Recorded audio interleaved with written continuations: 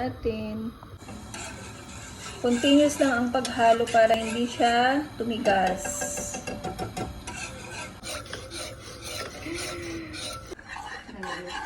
Tiyaga lang talaga sa pagluluto nito dahil matagal-tagal ang paghalo. Yan, malapit na.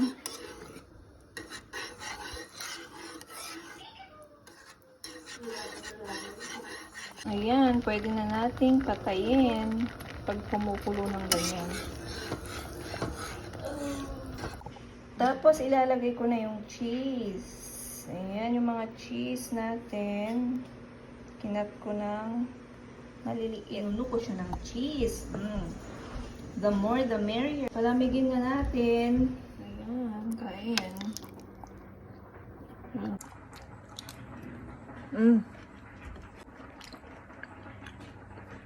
Very cheesy.